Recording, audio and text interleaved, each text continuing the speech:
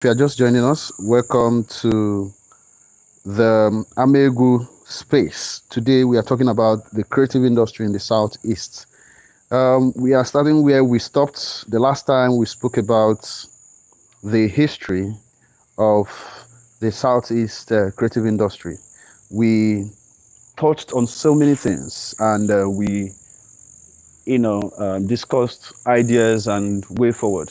But today we are going to look at it from different dimension, and we have, I have with me the Amaegwu handle, going to co-anchor this very short. It's going to be very brief, but very educative. Trust me. If you are in the sector, if you have anyone in the sector, creative industry, whatever you are doing, if you're a photographer, if you're a musician, if you're a videographer, if you are a movie maker, whatever sector you are in, provided it revolves around creative industry, will be the best. So, because what we're going to be discussing will be very beneficial. Of course, if you're in the media, not forgetting that, that is very crucial. If you're in the media, both print, online, and visual, whichever way, whichever one you are in, please get on board. And I beg all of you to share this on your TL and invite everyone to come and join us. You are welcome. My name is Uche Okoye. So I will be your host now. I'll be hosting with Amaegwu. Amaegwu, kindly accept that so that you come on board immediately. So today we have a special guest, Chuka. Chuka will be taking us on the very topic that we're going to be discussing today. Chuka, by the way, is he's a solution strategist. He's a musicpreneur and talent developer, and of course, serial entrepreneur. He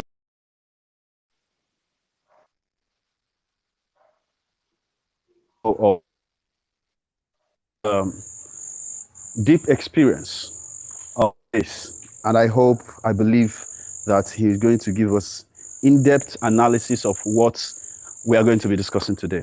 So, but before I introduce the topic I have, please, if you are here and if you are here and you are prepared for this, kindly request. If you want to make contribution, kindly request. But we are going to, bring you on board after we must have put in place the topic of the day, what we are going to be discussing.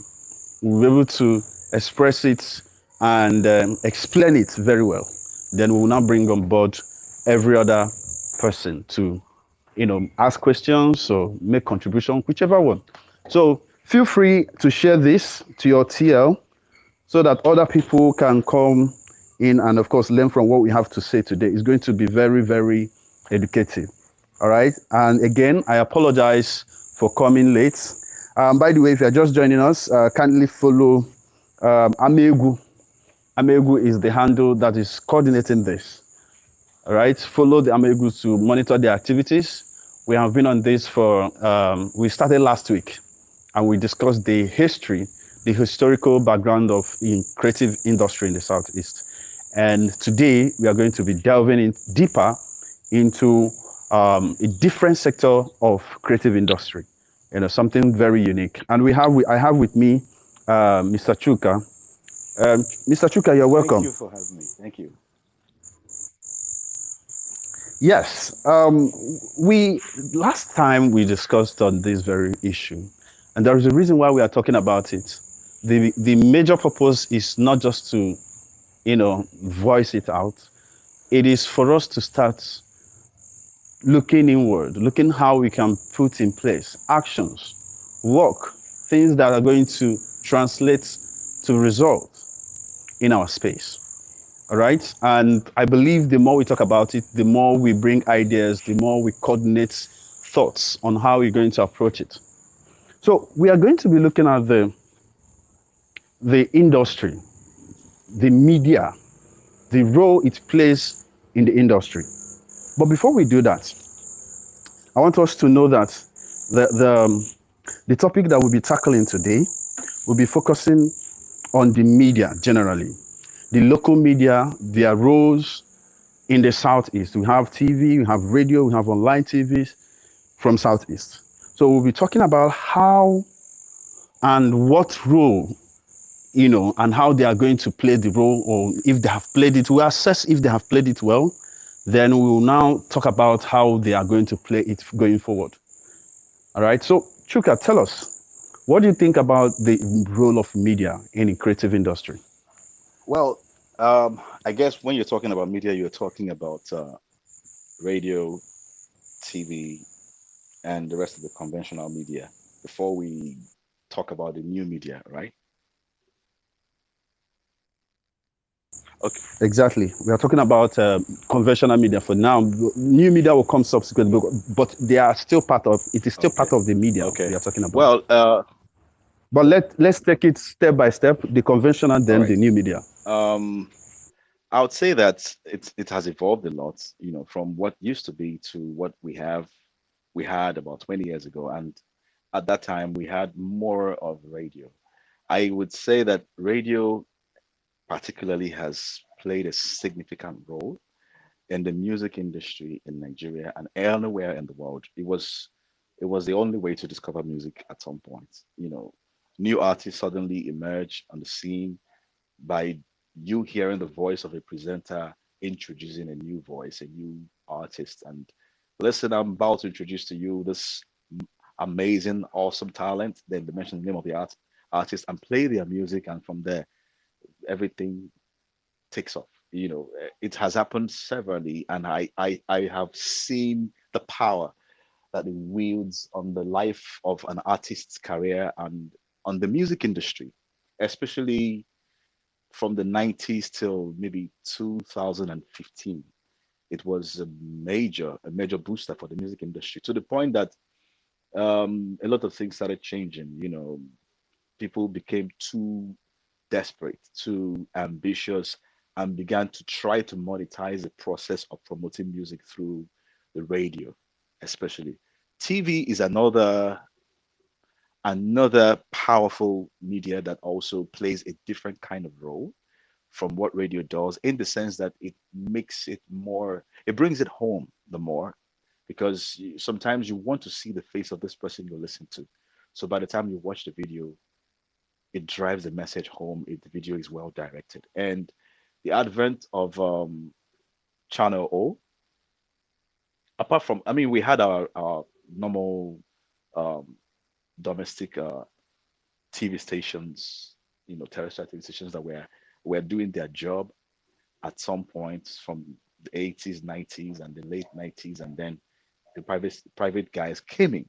Before then, it was just ATA and the state government television stations, and they did what they could. I mean, the music I listened to while I was growing up was mostly watched on TV and a few on radio. But I think the game changed when the private guys came in, especially in Lagos. DBN, AIT, Silverbird. They took it upon themselves to do much more because they realized that they needed the entertainment industry in order to drive their own content, because they realized that the burdened youths of Nigeria at that time loves music a lot. So they realized we need to give them what they want to hear in order exactly what it did. And that produced a lot of positive results. Then coupled with what happened coming from the Western world, the investors who came into Africa, like South Africa, and started Channel O. Channel O was a big window for the music industry at that time, and it really, really helped Nigerian music industry that was being resuscitated as at 1998, 99, 2000. Then the rest of them came in Channel O, MTV Base, then Trace. And in the Southeast, we had the likes of uh, ESBS, which later transformed, rebranded. And then we had another radio also, Radio Nigeria, who was doing what they could. But there was one that was playing the same role that the private stations were playing in the Lagos, which is Minaj FM. Minaj did their own, and Minaj was the hit at that time. So they actually played a very strong role. And it was easier at that time in the sense that, like I said, they perceived it as a role they have to play, because the music industry and the media are intertwined. There is no radio without music. So they had to play their role to make sure that the music industry is coming on board, is coming out there and coming into the scene and growing, because the more it grew, the more content they had for their audience, and the more audience they had, the more they were able to expand their audience and reach even more people, especially young people, because Minaj was the first to catch the young people in Nigeria, in the Southeast. So yeah, it was actually powerful at that time. It played the role it was supposed to play to a large extent, even though at some point, there were rumors of payola spoiling the game. So it made it more difficult for those who can't afford to pay for promo from behind the table, and all that. All right. Thank you so much. Behind the I table. would like to, yeah, Chuka, thank you. I would like to welcome Amaegwu. He's just joined us. Amaegwu, kindly introduce yourself to the audience. Uh, Good evening, everybody. Am I audible? Yes, very loud and Okay. clear. Good evening, everybody. Actually, Sonyo Bonam no to our space. Those who joined us from the last time would understand what we are here for. But for those who are joining us for the first time, I know what we are here to do is to basically explore Southeast creative industry. And we are lucky that the brilliant speaker we had from our first episode, is here with us again, Mr. Chuka. Mr. Chuka, welcome as well. No, thank you for joining. Thank you. All right. Dalo. Okay, so Amigu, like I believe a number of person must have mentioned, is literally what it means. A hub for entertainment, for Southeast Igbo entertainment. So here we highlight what is going on in the Southeast entertainment industry, and hope to, as much as we can, spotlight both the talents and the arts itself. So this conversation we are having, Nkata na Kpaketa, so now those ways we are trying to solve the problem, because we believe that the problem can only be solved starting from the conversation. So this is our way of starting the solution to any problem it is we might have. So once again, Norm, I do hope you enjoyed the conversation. Thank you. All right. Thank you so much. We had to endure that noise from your background. So please, I kindly share this space to your timeline. I kindly do that, please, because we are having very small audience here. I wish we can have more audience, because this is very important, right? We have a lot of creativities from here who have really, somehow lost interest in what they do because of their lack of exposure, of their crafts. And because sometimes, in most cases, it's because they don't do go about this, the right way. And there are many challenges, bedeviling the Southeast. One of them is the media blackout. The southeastern people don't invest in the media. We'll talk about that later. But what we have today is to talk about the role of the media, to make us understand really the importance of this media that we are talking about. How they have been able to do what they've done, and what can be done better, the ways we can actually explore to make it better. All right. So, Chuka, you were talking about the role, the responsibilities of the media, the traditional, conventional media. Is it Yes. right for me to ask you, how can they, the practitioners especially, incorporate the modern media or modern trends in order to remain relevant, in order to upgrade their skill or upscale their skill, whichever way? How are they going to do that? Is there any solution in sight? Because currently see that the media houses in the southeast, they lack that external exposure. They merely revolves around they revolve around southeast, which is very limited. So is there any way they can break this barrier in order to gain external attention, if not international attention? Yes, I believe that it's possible. The thing is that something happened. It's called disruption. You know, from 5, 7 years ago, there was a disruption, and that disruption has been ongoing. And unfortunately, when you're a gatekeeper in a particular sector of an industry for a long Please, time, can you kindly speak through your mic so that we okay, can hear you can you better? hear me? Yes, better. Okay, so when you are a gatekeeper in a certain sector in an industry for a long time, you've gained ground. You build your blocks, you build your mold, you mold your company after what you're doing, and after you solidify, it becomes very difficult to evolve, especially if you have run it for a long time, because even your leadership are getting older. They are stuck in their ways, you know. So most of the times, what happens is that a new set of guys, new kids on the block, younger people are always the ones who come to disrupt. And when they disrupt it, they take it from there and they kick. And most of the times, what happens is that the bigger guys look at them and see them as a threat rather than joining what's going on. They try to attack them or they try to ignore them or look down on them. And before you know it, they have taken over. And that's what's happened in the Nigerian music industry. There was a time when if you are not on radio, nobody will ever know you.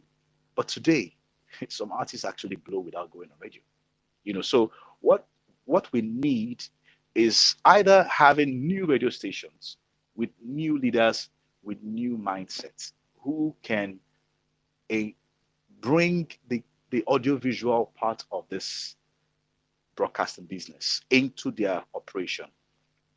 A few people have already evolved in the industry. For instance, Beat FM has evolved, Cool FM has evolved, a few others have evolved in the sense that most of their interviews, they record it and capture it with their cameras, put it on their YouTube channel, always feed their YouTube channel with content. So those who can't see them or can't hear them because these people are not within their geographical location can watch them on YouTube live while it's ongoing and can also watch them later if they miss the program. That's a beautiful thing about the new media.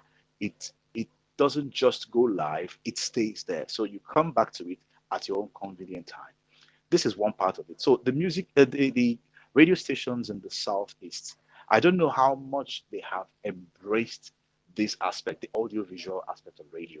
I don't know how much they have embraced. I remember when I was at the radio some years ago, it was one of the first things I tried to introduce to the operations. Bringing in cameras, designing the set of the studio, redesigning the studio set to be visual friendly, so that when people see it on the video, it will look good. So what you used to see as the interior of a radio studio in those days has changed to something more aesthetic today. It's way more attractive today. You understand? So that is something that needs to happen more in the southeast. I believe that the private sector driven radio stations in the southeast, like Auburn FM, um, Sound City FM, Dream, Ogene. There are several of them in Anambra, Enugu, Imo, and Abia. Even Darling FM, Imo State, and so many other ones. I think there are more than 20, 25 radio stations right now. There's a need for an awakening to the fact that the industry has evolved and they need to go with it.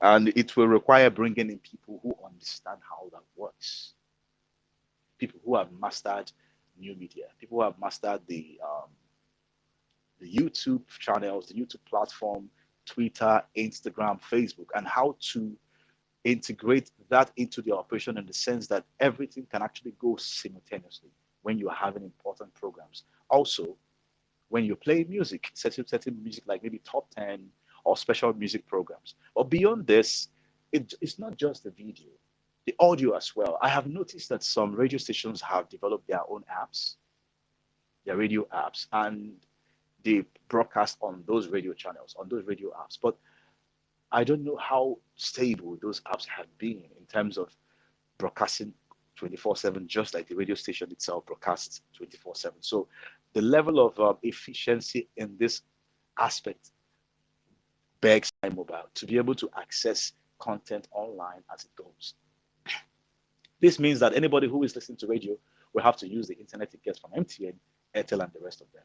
And then the radio stations themselves, the cost of running their operation is much bigger because they don't have competition amongst the ISPs supplying the internet they require for this to work very well. But that is not enough excuse because this is something that is supposed to expand their business, expand their market, expand their reach, even into the diaspora. Because right now, like you said in the last conversation we had, everybody needs to be thinking global because Nigeria has gotten attention.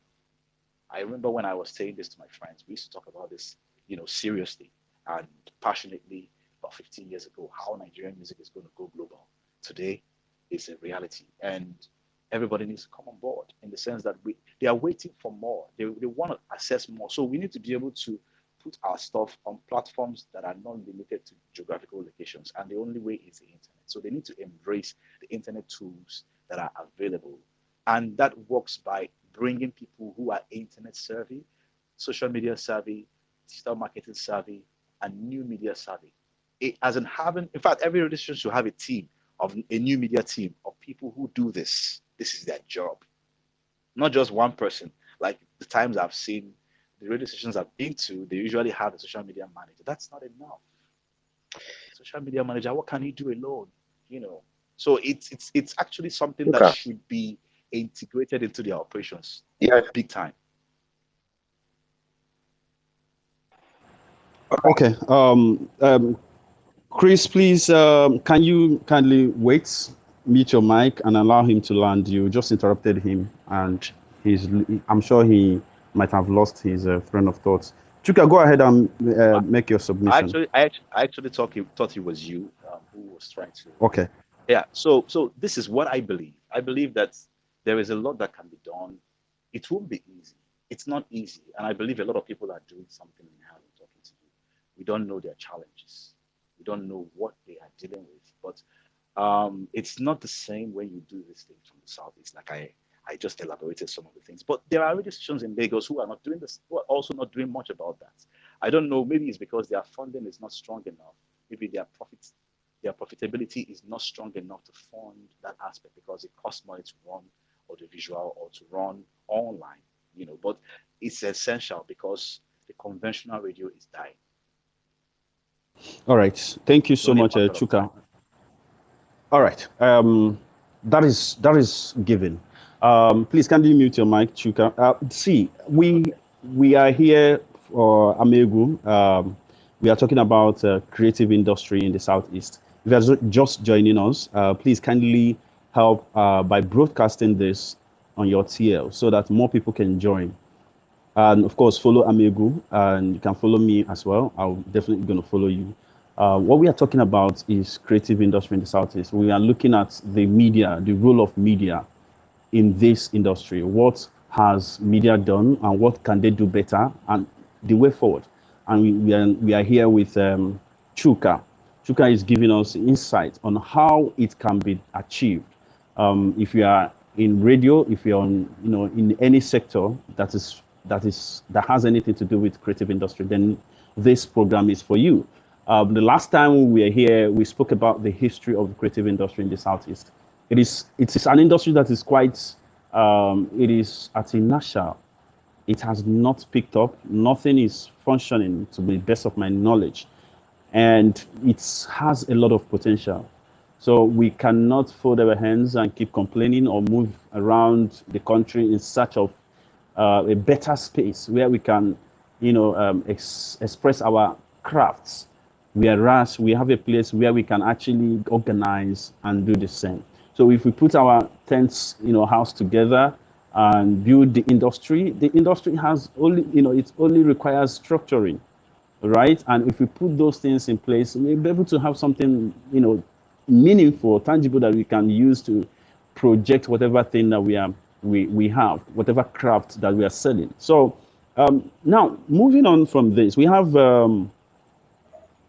other aspects of role which individuals, that is independent artists, can leverage or partner with the media.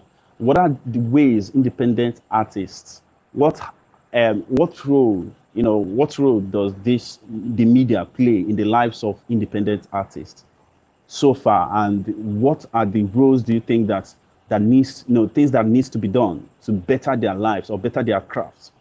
And Mr. Chuka.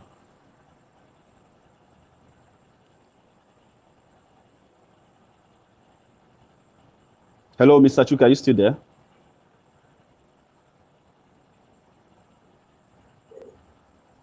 Can anyone else hear me? Chris, Yes, are we you can there? hear Can you you. hear me? Yeah, I'm here. Can you Okay, hear me? Chuka, yes, I can hear you. Did you I get heard my your question. question? Okay. Yes. Yes. Well, first of all, the indie people are the are like they are from the grassroots of the industry. In fact, the indies are the ones who feed the industry. Almost every artist that is signed to a record label was once an indie because you have to do something to get attention before the record labels see you, then sign you. You have to. Please, Chuka, kindly speak up a little bit. Okay. You Is it sometimes better losing now? your point. Is it better Yes. now? So for you to get the attention of the record labels, I'm saying that the indie feeds the music industry in the sense that that's how the talent comes because we don't have what I would call talent management companies who go and look for talents, discover talents, develop them, then introduce them to the record labels. We don't have that existing largely. So what we have mostly is indies, and those indies most of the times they don't even know they are indies, and that's a problem. Because when you realize that you are an independent artist, you have to understand that you do everything by yourself. What it means is that you are a one-man army. You're like a one-man record label. You are your PR. You are your brand manager. You are your video producer with your phone. You are your probably your songwriter if you don't have any songwriter. You are your promoter. You are your marketer. You are your manager. You are everything in one. So it puts a lot of responsibility on you. And what I usually tell artists who are at that stage of their career is to open up and learn as much as they can. Develop skills around your career. Read, read as much as you can. Understand the industry because some of the things that a manager should do for you, you have to do it for yourself. Some of the things that your record label should do for you, you have to do it yourself. Now, when you do that, when you put yourself out there and learn certain things that will help you, like even learning how to create your music, how to design the graphic side of your art, how to engage people with your social media platforms, how to post and word your posts correctly, how to even work on your brand to gain visibility. The more you learn those things, the more it's easy for the radio stations and the TV stations and every other media that promote music to see you. Why? Because of due to the success of so many artists that have come on the industry over the last 20 years, everybody wants to blow. So the competition is intense. There are thousands of people going to radio stations all over the country to get their music played. And the more people want to be on those platforms, the less chances the indies will have because they don't have the connections. So because you don't have the connections, you have to be able to triple your hustle, do more than what the average person in the record label would do. You have to go out of your way. In fact, you have to be creative sometimes to get attention. Or beyond being creative, you have to be resilient because you're going to get a lot of no. You're going to be rejected by a lot of radio stations. Some won't even let you in inside the compound, you know, because that is the way they design it. Because when you know that about 200 artists are going to come to your to your radio station in a week, you have to devise systems that will reduce the traffic because that's not what you open the radio station for. So it makes the game very difficult for the artists who are coming up. So that's why I said you have to really work on yourself, figure out how to market yourself in a way that you will get attention. And there are so many creative ways to do that, especially when you have social media. But beyond that, even your marketing personal skills will be important. When you eventually get in the room, what do you tell the producer? What do you tell the presenter? What do you tell the DJs? What do you tell the people you meet first? How do you sell yourself? It matters because sometimes that's all you need. People have promoted artists just because they like their personality. Do you come off as proud, or do you come off as somebody who really, really wants this and is willing to go all the way? What are you too relaxed? What energy are you sending when you meet these guys? Also, where do you go? Do you go to industry events? Do you attend gigs? Do you move around? Are you in one place? You have to be really throw yourself into the industry, put your ears on the ground, know what is going on by Okay. listening to radio stations and all that, Chuka, I would following like, trends. I want to cut you off. I want to cut you there because you're already mentioning the industry, whereas there is no industry here. All right. There is an So that's informal industry. okay. Yes. It's But, just that it's not organized enough, but it okay. exists somehow.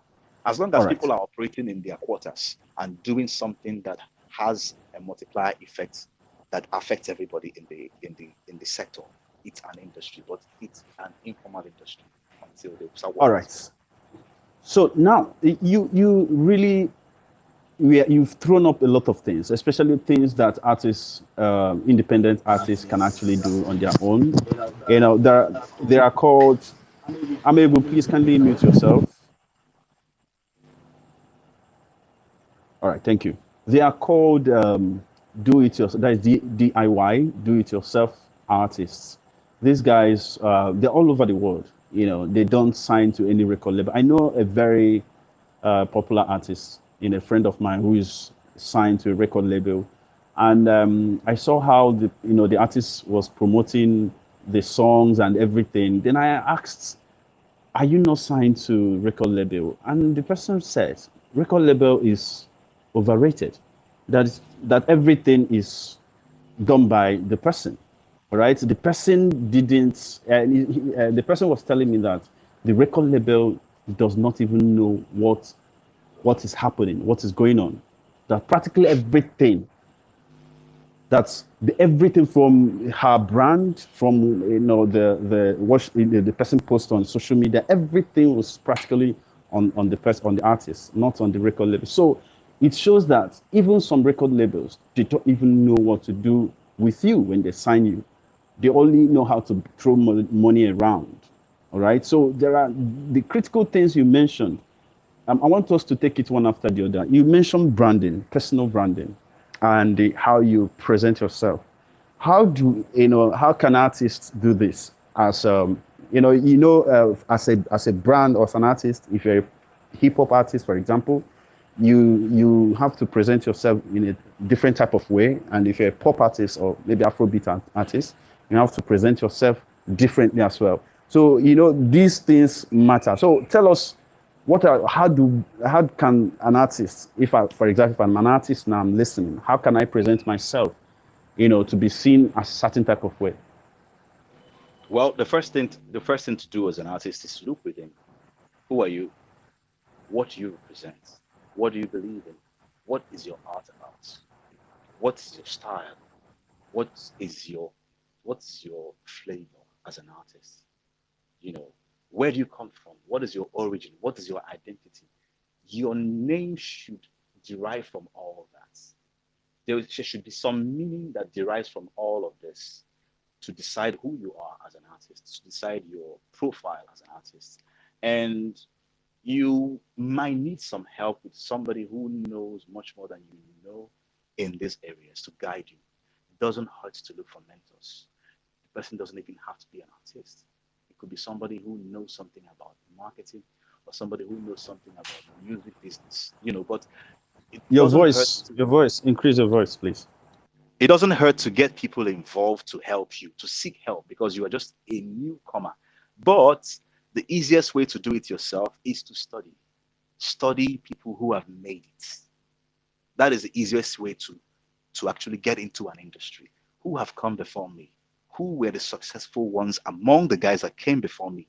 What did they do? Look at their story, look at their biography. Go beyond Nigeria, go beyond Africa. Look at R. Kelly, Beyonce, Michael Jackson. Look at the Cameroonian artists, the people that came before you. What did they do? What were their challenges? The ones who didn't have record label before their career started. What did they do before they got that record? When you read those stories, when you study those people, you pick up all kinds of ideas, all kinds of tips on what you could do. Sometimes you don't even need to reinvent the wheel. Just recycle some of the things people have done and adapt it to your present situation. But like I said, knowledge is key for an indie. You need to know a lot. Also, you need to deepen your understanding of music because you are alone. If you can learn an instrument, better.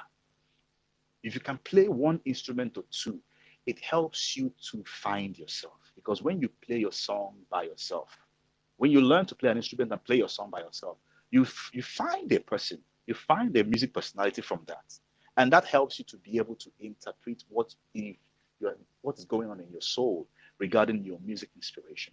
And with all that, you come up with something that you can call you.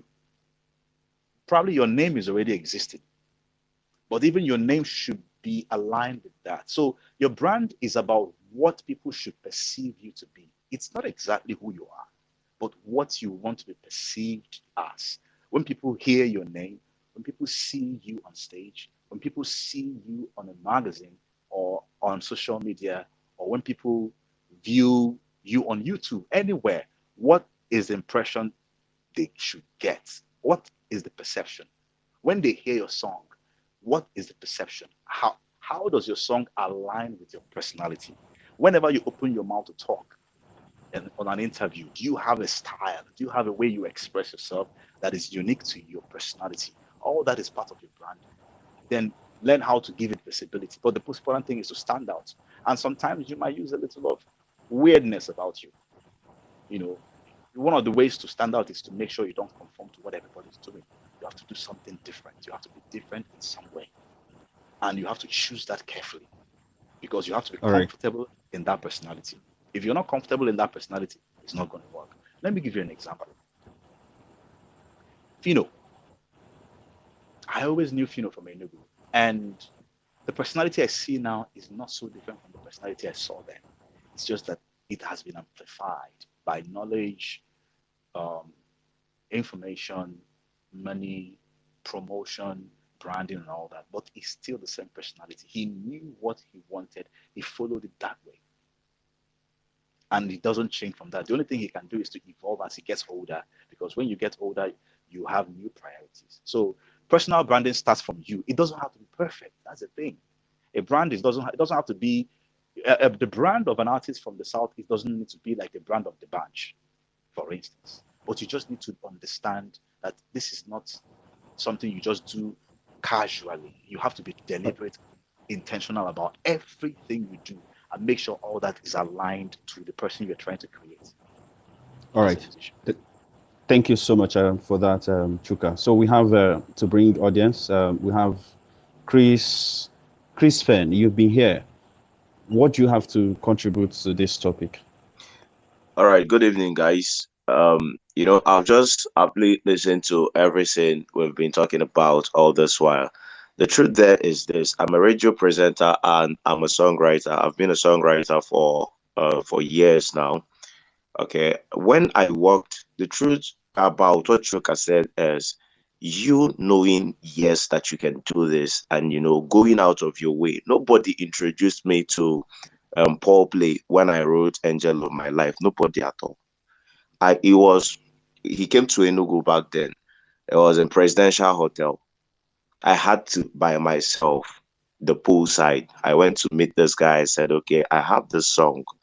Can I sing it to you? He said, okay, sing. When I sang the song, he was like, okay, this is very nice. Can we work on it? Like the way he sounded, that thing of, okay, let me see, very skeptical.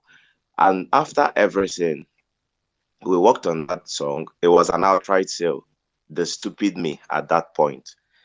The things I know now, like what Choka said, when you keep equipping yourself with knowledge as a person in the craft you are in, like equipping yourself all the time. The things I know now, I would have taken royalties instead of, selling that song outrightly. So, but then, Chris, excuse me. Are yeah, you saying, hold on, please. Are you saying you wrote The Angel of My Life yes, I did. by Paul Play? Is that what you're saying? Yes. Oh, wow. Okay. So So please go ahead.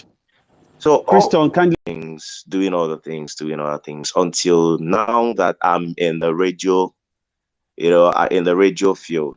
One thing, and I'm the entertainment person in Family Love FM in 99.9. Yes, we have seven state reach, but the fact that we are not in the center of the town has, like, the positioning is crazy. It's crazy. Chuka, when you were talking about media, you talked about, how radio stations are not doing this, not doing that. The truth there is, most of these people cannot do nothing. They just floated the radio station. Like, they just thought if they had consultants come to these people, sell the fact that you can make money through radio to them. And the thing is, everybody just rushes into it. Everybody just says, okay, let's go and get license. Let's go and get license. It's not the way it works. Like, my boss, the truth is, they swindled the guy. It was just recently he got a space around radio stations. Sometimes are very, very incapacitated. Like, these guys can't do nothing. They nothing. Artists come to me most times, and I'll be like, okay, how do we do this? You want us to even ordinary payola? Let me now tell you guys the truth. What we're suffering. I'm speaking on behalf of OAPs now, so we get to understand it's not actually too easy for us. Someone brings a song, and the radio station says, if you play this song, if you ever play this song at all, you're paying us money for it. And that is crazy. It is one of the things that hurts me. Like, it tears my heart when I have to collect money to pay, to play people's songs. It's crazy. But then you get to tell an independent artist that he has to pay you 20K before their songs air. And you see the person being like, boss, if you do it for me free, yes, I can do it for you for free if I have my radio station, but I cannot, I'm sorry. Because this person see it as a revenue, like a revenue generating source. So what I'm suggesting we do, let me not waste our time because we have other speakers here. What I'm suggesting we do is simple. Now that we are here, can we pick artists can we pick artists by ourselves? If we pick out an artist or two each month, we can retweet them, we can post, we can stop with this guy's works until we are sure these guys are doing it. Like, at least we introduce them to labels. Like Chuka, I think you can be a very good A&R because, man, I learned a lot from you right now. If we can introduce an artist, a very good artist, and then try to introduce this person to a label, then sell the person. It's not just, introducing them and leaving them there, following them up. Inugu, as I'm speaking for Inugu now. You guys can speak for Anambra and the rest of it. I know a guy in Anambra though, one Effects G. That guy is good. He's madly good, but then he's pushing himself. Enugu has a lot of crazy, crazy talents. Okay, Christian V is here. Christian V, you guys listen to this guy. He's crazy, man. But then nobody's pushing this guy, and at some point, these guys then get tired. Then they get tired because you cannot do it. You cannot just do these things on your own with the influx of artists every day. Do you know, in a normal street in Enugu, one street in Enugu has almost 5 artists or 10 artists. Now talk about Lagos now. In Lagos, a street in Lagos has, in fact, everybody's singing. So it's overwhelming sometimes. I wanted to sing. I have a very beautiful voice, but then I can't. I just have to resort to maybe writing songs and selling them for 30,000, 50,000, and all. So what I'm suggesting is, let's create a group. mm. Yeah. If we create a group, then let us introduce artists, bring out an artist or two, and say, okay, East, the whole of East, see who we are pushing now. Please, can we all help and push this guy? That kind of thing. It will go a long way. All Then right. investors, we try to talk to investors to come in and see how we can help, you know, push the guy to a level. So All I right. think it will help too. All right. Thank you so much. I really like your the fact that you are the one that wrote the angel of my life, and man, I would like to hear the story behind the whole the whole thing. But I'm sure that will be a story for another day. I also like the suggestions you made.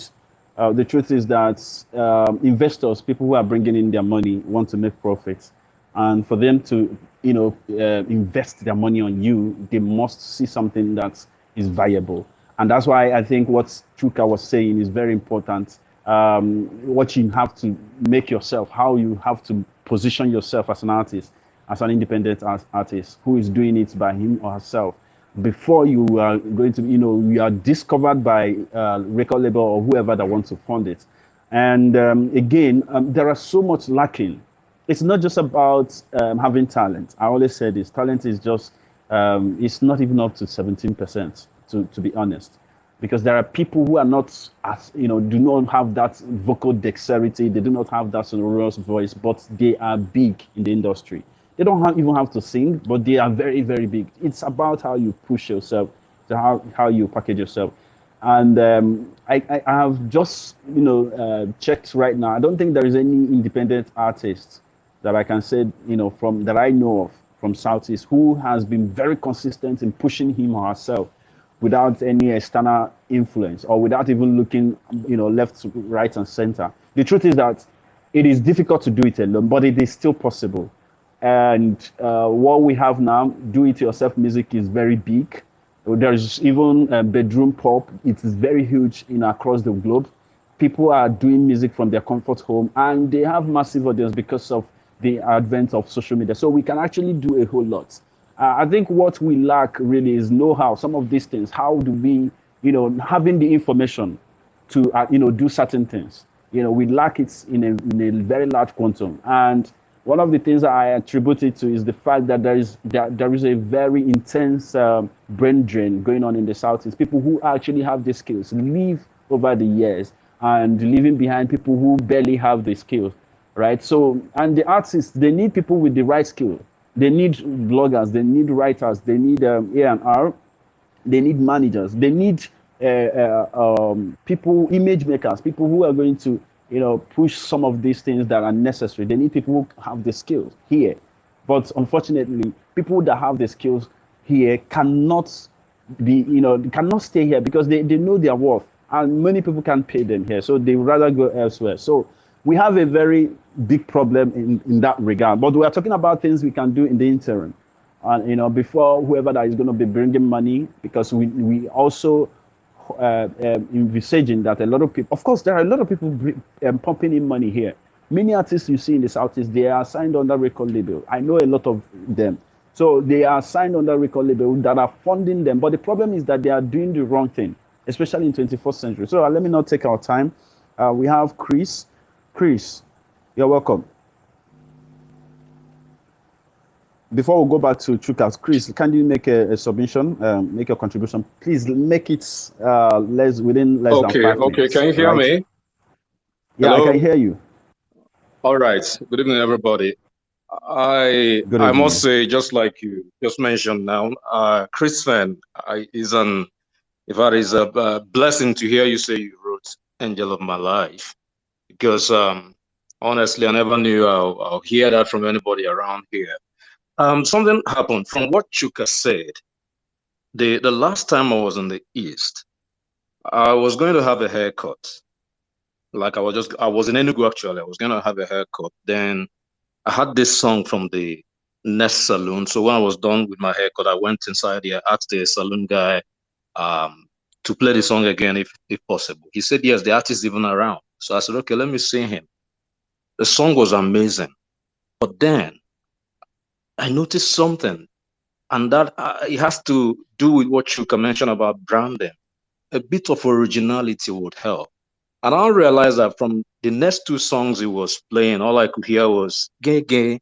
This whole Mayokun and all they do in the West. All I was hearing was gay gay every few seconds. Gay gay, like, come on, we should have our own thing down in the East. You know, when it comes to flavor, for example, I was on Mr. Raw's IG, that's Nigga Raw. I think that was yesterday or earlier today, and he did a throwback of the song "That Nigga is Strong and Mighty." And the guy who was like a backup was Flavor. Flavor was there for Mr. Raw as a backup singer, if I should say that. And today Flavor is a lot bigger than Mr. Raw. So what worked for Flavor? I would like to say that Flavor maintained a bit of consistency in terms of his branding. You know, when he started with this Oyorima, he has done songs with a couple of guys from the West. I remember even with Tiwa Savage and even with Wandeko and Co. None of these people influenced his brand.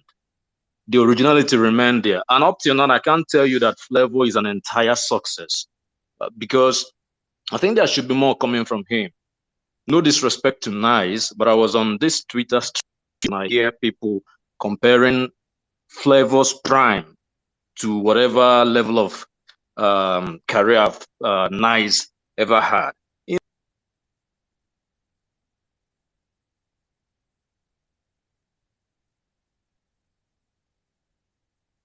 I can't be the only one that has lost him. So before we go over to Chuka, let me admit Amechi, just Amechi. After that, we go straight to Chuka. Amechi, make your submission. Okay, good evening. Yeah, kindly Okay, speak up, okay. please. I think I'm louder now. Yes. Okay, Yes. my submission was it's like uh, okay, last week edition of Amaegwu. I'm more or less like the first person in class, but in this today's section, I'm just imagining the knowledge that is I shouldn't say is wasting, because no, not really wasting, because a whole lot of musicians, or a whole lot of artists, I don't think they are here. A whole lot of them, very many. Okay, to Chuka, last week Chuka made a comment that's like answered a whole lot of questions I presented last week concerning the instrumentalist. His submission was excellent. Okay, now in this today's edition, now I've forgotten what I want to say. Please let me just hear the mic, please. Sorry, thank you. Okay, thank you so much, Amechi. So, Chuka, let's go back to what Chris Penn said. He Yeah. made a lot of points, and he argued that the artists pay to have their song played on radio, and he expressed how bad the culture is, because the owners of this radio do not even understand the game. They don't even understand what they are doing, because they are told that collecting money from artists is part of revenue, collection or sourcing. What do you make of all this? Um, First of all, I really appreciate Chris Penn. He threw in a very interesting idea that can be built into a system of promotion. Having a coalition of music promoters from different music radio stations and maybe bloggers and all that, a coalition of people who come together and say, okay, let's put all our strengths together and promote, choose a particular artist or a few artists, promote them for this month. Next month, we choose another group of people. That makes a lot of sense. It can be fine-tuned, but it looks like an idea that can fly. And I appreciate that. Him throwing that on the table, Let me I can add. see. Let me add to that. Someone, DJ in Enugu, DJ Guns. I was speaking to him long time ago about creative industry in Enugu and the rest. So he said something to me. Before then, he said before now that what they used to do in Enugu is that whenever during the time of Nigaro, the brackets and so on, whenever anybody is dropping, maybe single or EP or album, that everybody in Enugu, who are in the industry, promotes that project.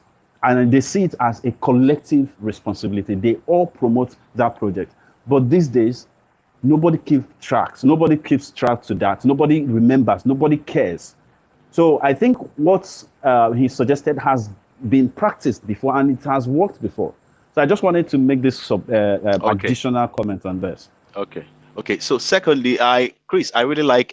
Honestly, I'm surprised. I was surprised when you said that you wrote that song, because I never knew that he wasn't the writer, and probably you were a ghostwriter. That means he didn't give you credit for that. But honestly, credit to you. That was an awesome song. If you said you wrote that song, that was an awesome song. That's one of the best songs to come out of Nigeria Yeah, since this yeah, it is. particular It is dispensation. actually. It is. And till today, I still regret the fact that I sold it outrightly for 20,000 naira.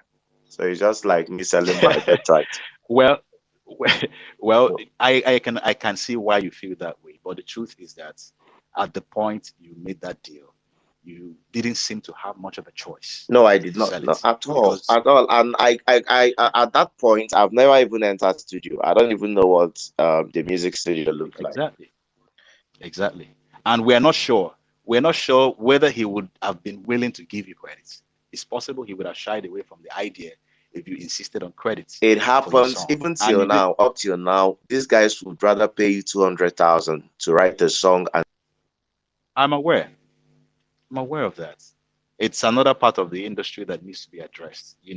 It's a problem of ego and some other things wrapped up together. But credit to you. And one thing you said that struck me so hard was the fact that you said that someone where you work insists that people pay for their music to be played. That means it's official.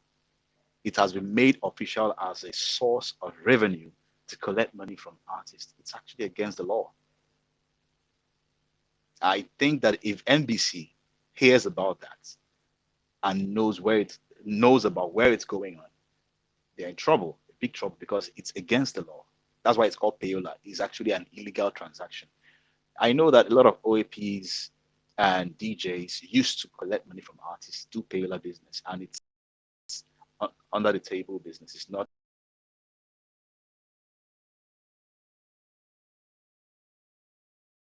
ensuring that nobody who doesn't need to know gets to know about it. I remember when Cosmo was a thing, a big thing. I remember when a particular DJ in Cosmo was suspended for payola because Jakarta found out that he was collecting payola from certain artists and he suspended him. It's that serious. Unfortunately, the radio stations in the southeast today, as it is today, are owned by people who don't seem to have any idea or any clue about what the business should be doing. They don't understand the fundamentals of that business. They don't have the soul to run a media company of that nature. They don't even have the patience to follow it through. And they don't want to open up to the professionals to help them build it and run it properly. And it's a problem. Sometimes you see people running it as a family business. Their son or their uncle or are involved in the management because they don't trust anybody. But the truth is that if you build the right system in your radio station, you can actually run it without you being personally involved. So this problem starts from the root of the whole business. The people that are investing in the business are the wrong guys. And the reason why I think the reason why one of the reasons why it's that way is because of the way the license for radio station business was issued in Nigeria. It became a political thing about 10 years, 20, 15 years ago. It became a political thing. So if you didn't know any senator, if you didn't know any minister, if you were not a minister and you can't afford to bring out 20 million naira, you can't get a license. I think it was 5 million at some point. But before then, it was 400,000. And one of the reasons why everything got so bad was because according to inquiries, information I got from the inquiries, I realized that a lot of Nigerians went for the license because it was easy to acquire. So they paid the money, got the license, never bothered to float the radio station. So you have so many numbers, signals taken, but nothing exists. So that was when the government decided, okay, let's, as usual, our Nigerian government thinks from they like oh the guys they felt the best way to curtail that behavior was to jack up the price. So somebody who has been a veteran in the radio business who wants to open his own radio station, but he doesn't have so much money. How does he fetch 20 million naira to start a radio station? Connections, and they have the wealth to float it. This is where the problem started, but it needs to be addressed in strategic ways. And one of the things that will make it possible if we begin to build coalitions, have some kind of coalition amongst the OAPs, between the OAPs and the DJs, then at some point, artists themselves also have some kind of coalition that works with this particular coalition. So at the end of the day, we have different units that are collaborating in some ways. Everything in the interest of building a thriving industry. Because there is no radio station owner that is bigger than the industry. But the industry needs to exist. When it exists, they can deal with anybody they want to deal with in the ways they can. It's not as easy as I say it, but it's possible. It's a fight. Because if it gets to the point where the owners of other radio stations or the MDs of other radio stations begin to adopt the same idea as this man adopted, which is making it a source of revenue, we will have a big crisis in our hands. It means that only the rich can make music. And as we know, rich people don't sing. Davido is just an outlier. Is a rare case. It's an exception to the norm because most rich people don't have time for that. They send their kids abroad to go and school. And my friend, you're going to go and school and do your master's. Stop talking this nonsense. I don't want to hear this. I have friends who could sing, who have talent, but their parents didn't let them sing as a profession because they feel that is not what they should be doing. So mostly it's reserved, as it were, to people who don't have a lot of needs, and some people who happen to come from the middle class. But most of these guys can't afford to pay payola if it goes down to that 100%. So something has to be done about it, and it happens. It works only when people come together to build that possibility. All right, thank you, Chuka. At some point, I was about to tell you to increase your volume. Please, if you are just joining Please us, always do that, please. all right. If you're just joining us, welcome to the my space, the space created by Amaegwu. All right, I am hosting it on behalf of Amaegwu. Kindly follow the handle. The topic of today, or what we're actually discussing about, is the creative industry in the Southeast. And we are looking at the role of the media and how the people who are involved in the media, how they work hand in glove with the artists, especially in the Southeast, to uplift make the industry better, and of course, make it grow as it should. We are looking at the different ways they can, finesse their skills, how they can upscale their whatever they are doing in order to be, in line with the trend. All right. So we have looked at the traditional media, their role and what they've done in the past and what they are supposed to be doing currently. Because if you look at this traditional media we have in the Southeast, like Chuka has stated, most of them are run by the people who do not even have any business on radio, and they get to run it down, run it aground because they do not have the prerequisite skills. Again, the people who are also in the industry, I've explained that very well. People who are in the industry, creative industry generally, especially in the Southeast, most of them are they, employing the modern skills, in order to be out there. How are they projecting themselves? How are they packaging themselves? How are they selling their content, their craft? Are they sitting back, waiting for a miracle or Messiah to come and sign them in their home, or what exactly are they doing to, to be distinguish themselves from others or from whoever they are competing with? Because the truth is that there is a graveyard of non-successful music artists in Nigeria, not just Nigeria, all over the world. There is a very big graveyard of unsuccessful music artists. If there are like 100% of people who want to sing, who are out to sing, just 10%, less than 10%, get to the top. Then within that 10% that got to the top, there are also, you will now reduce it, maybe 2% will remain relevant for a long period of time.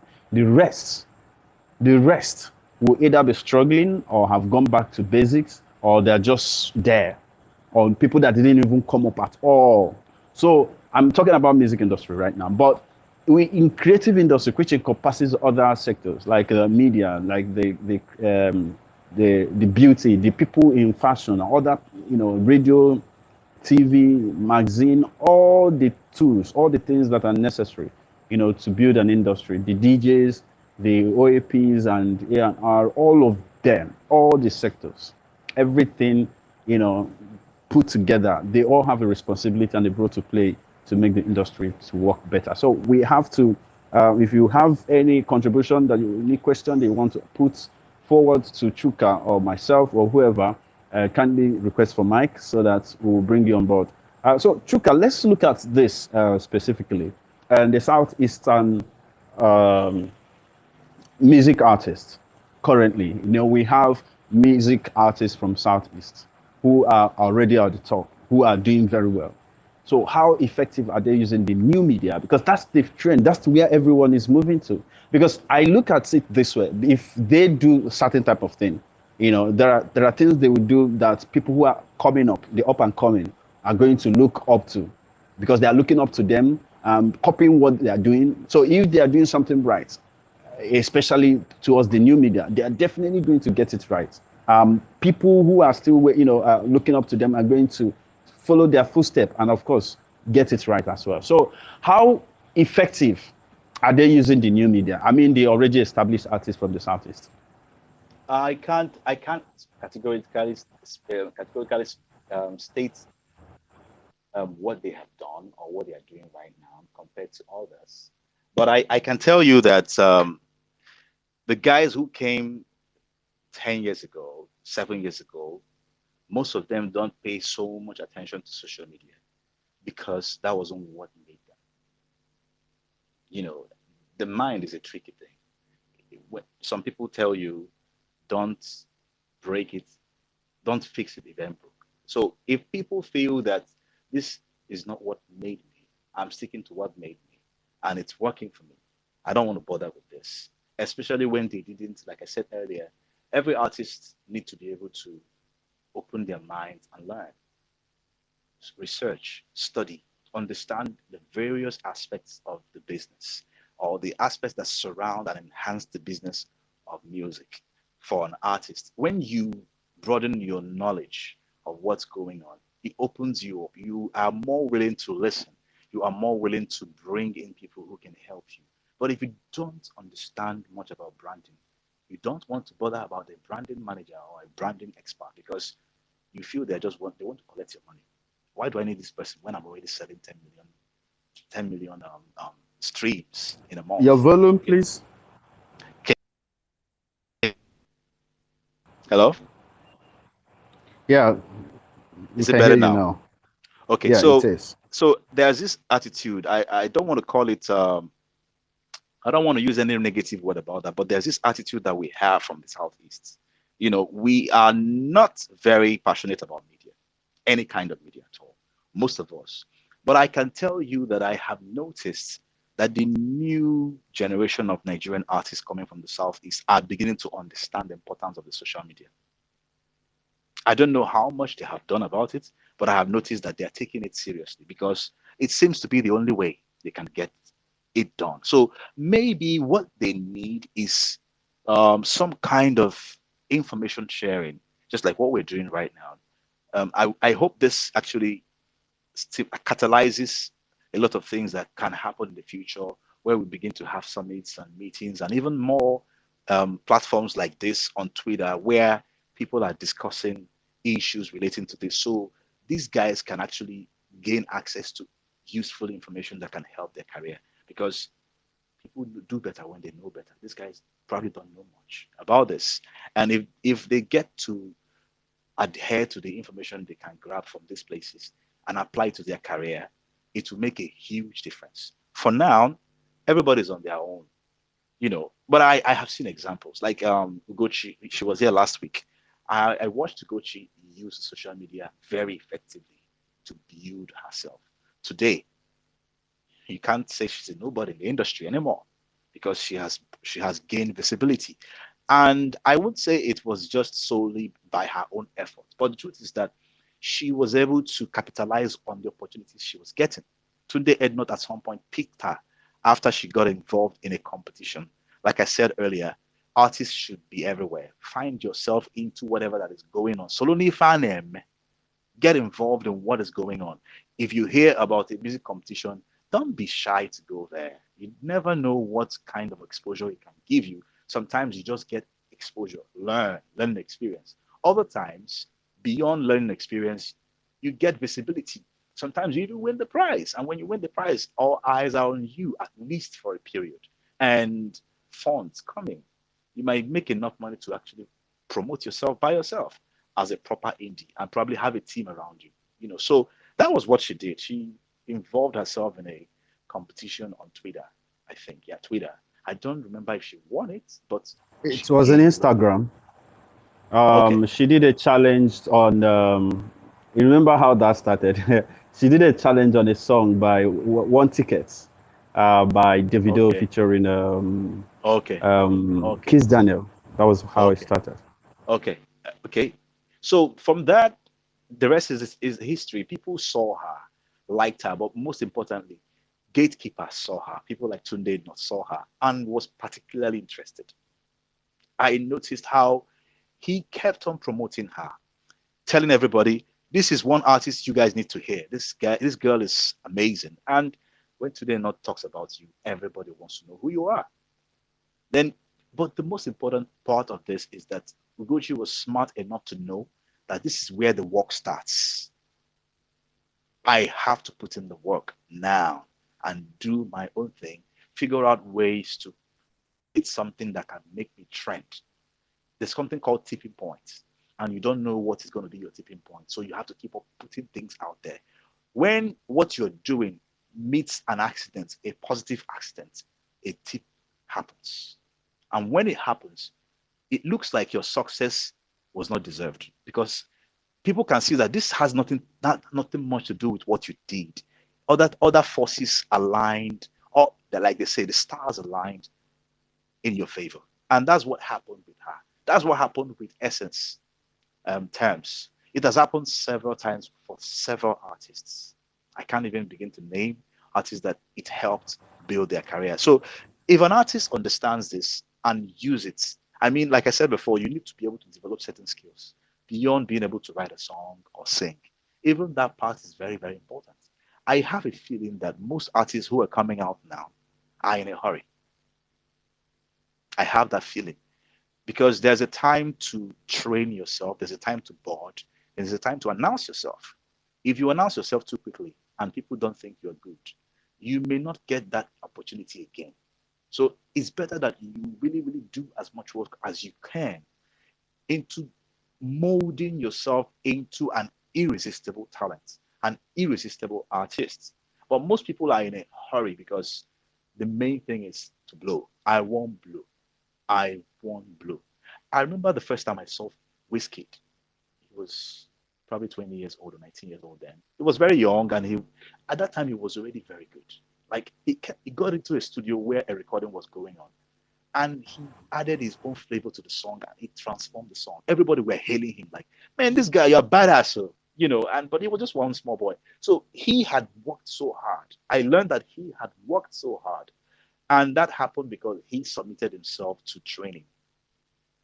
One of the things artists don't do today a lot is to find mentors. Go to a studio, go to a particular producer, serve under him if you can. Learn from him. Learn everything, learn the ropes, even learn how to man that equipment, all that equipment, the doors, the computer, software, everything. Learn how to play an instrument. Let's learn as much as you can. If you can't learn all those things, at least serve. Sit there, learn, watch how they make music. You will learn so many things. People like Nice. That was exactly what made him. Let me tell you guys a very short story. In 2010, I went into a studio and I met a popular producer at that time. And we were talking about Nice and what had happened. Nice had a scandal about his wife and all that. So we're talking about what I went there for, but at the same time, we're talking about the industry. And while we were talking, he told me exactly how he built Nice, how Nice was there with him for years, learning the ropes, learning everything about music business, about artistry. And he poured himself into Nice, then produced the songs. and Nice became a hit. He said, when he was talking, he said, he was here, just like this boy that is here now. And he pointed at a boy whose songs he was recording, a hip hop artist at that time. This was 2009-10. That artist is Olamide. Is a process. Olamide was sitting with him learning. I was there when he was mixing on Motor Show at that time. But look at Olamide today. That helped him. He learned how this works under somebody. It's easier that way. We need to embrace mentorship. We need to respect people who have come before us. Go to them, sit down and learn. That is the aspect of making good music, because you might get the opportunity on the internet, but your talent may not match it. Your talent may not be powerful enough to get the attention. So people were like, okay, this is what I try. Or when you are very good and then you get in the door, you get that opportunity, or you get retweeted by a big artist, that is it. You don't blow. If Thames wasn't special, and by some connection she was able to record that song with Wizkid, I don't think she would have gotten what she has today if she wasn't special. It's because her talent is amazing. I mean, she's not the only one that was featured in Wizkid's album. Same thing with Tiwa Savage. She featured a lot of artists. Nobody has become so big because of that album. But Wizkid's album brought her out because she had something that was waiting. She had something that was begging for attention. Although she was already getting traction with all the songs that she made before then, Try Me, Mr. Rebel, and the rest of them. She was already getting traction. But the truth is that people didn't know her even anything close to what's happening now. Thames is the biggest sensation from Africa right now. And this was what happened. So, yeah, I think that social media part is very important, but it's not the only thing you need to do. The talent itself. Okay. Yes, you pointed out two key points here: the mentorship, learning from the people who are already there, and which I find quite lacking, because a lot of some of these artists who who think they have already gained the popularity maybe within a circle, and they think that nobody can advise them anymore, especially when they are signed to record label. Let me tell you what record label do in this part of the world, country. They sign an artist. For example, maybe you are good, they see you that you are good, they just sign you, give you a car, rent apartment for you. And before you know it, that artist will no longer listen to no one. He will start moving like already made artists.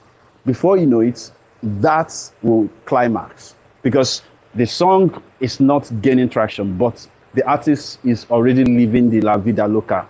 Your song is not out there. Nobody knows your song. It's not, jamming on every radio station. But you're already living the life of an artist. So I think it is something that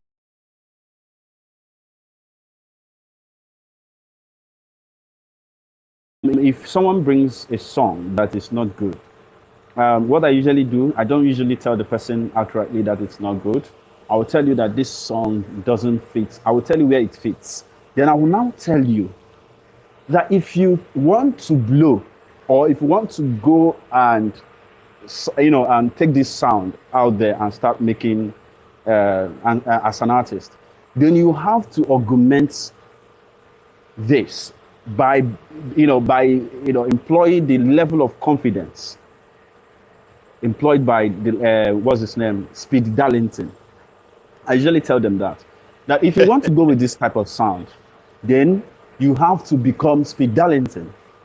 Because if 80% of artists, if you can get the kind of confidence Speed Darlington has, if you can have it, at least 25% of it, you're already a star. That's what I always tell people. So it actually comes from a personality. What kind of personality are you projecting?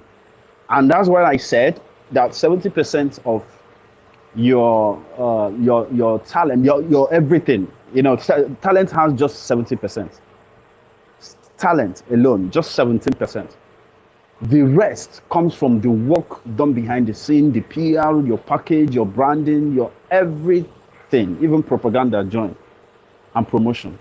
So what are the artists doing for themselves to start with? Because it is easy to point accusing finger, but we have to understand that when we are doing that, a lot of fingers are also pointing at us.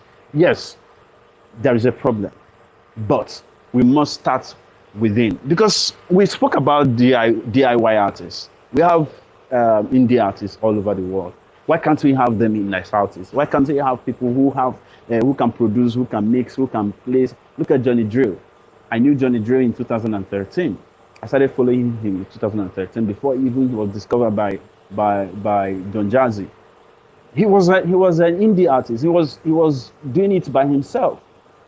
He wasn't signed on that. He wasn't even a Edo State Benin at that time. I heard him in Absolutely. 2013.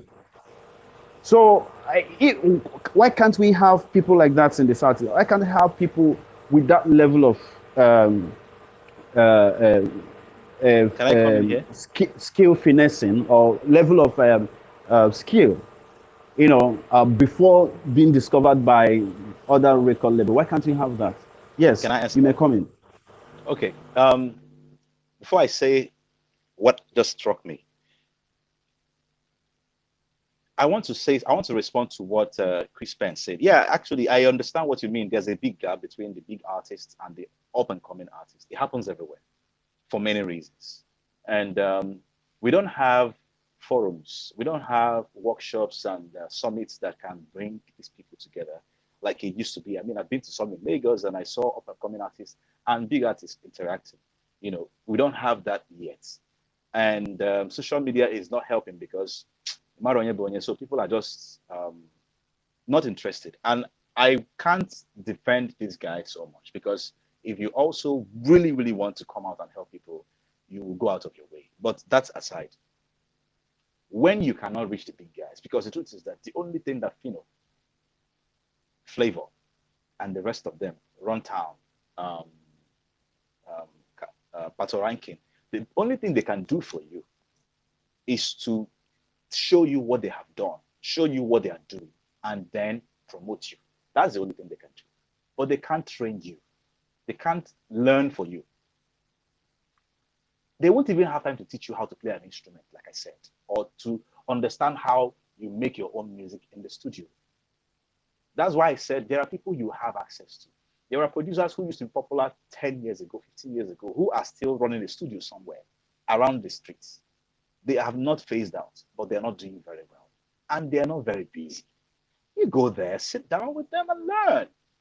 What you're looking for is not fame at that time. What you're looking for is training to learn something from somebody. They have if they can't teach you how to succeed because they didn't succeed, they can teach you how not to fail. They can show you the mistakes they made, and you can pick up something from that and internalize it, apply it to your life. But beyond this, there is something that happened at the same time the music industry was restarting in 1998, 99, 2000. There was a new movement, and that movement was started by musical groups. We had the likes of Remedies, Tribesmen, Style Plus came later, Plantation Boys, and so many other artists all over the country coming as groups. Even gospel groups were existing at that time.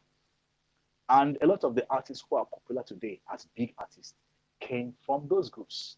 The same thing happened in America in the 50s, 60s, 70s. There were so many groups. Some of the biggest artists in America today came from a group, including It's Beyonce, happening. It's Michael happening right Jackson. now in 2021 in South Korea. Yeah. So, Michael Jackson came from um, um, Jackson 5. Jackson 5. Beyonce came from Destiny's Child. Justin Timberlake came from NSYNC. Almost half of the artists in the industry were once in a group. You may not have known about the group. Even John Legend was in a group. We don't get to hear all the stories. This thing happened in those days in Nigerian music industry. Even the hip hop artists had to form groups at that time. But those things don't exist anymore. And it is more difficult to fight for your career alone. This journey is harder now because the standard is very high, the stakes are very high, the success rate is very high, the speed at which people succeed is very high. So there is enormous pressure on you. So the easiest way or the easier way to actually thrive is to thrive with others. Even birds who fly in groups go further than those who fly solo.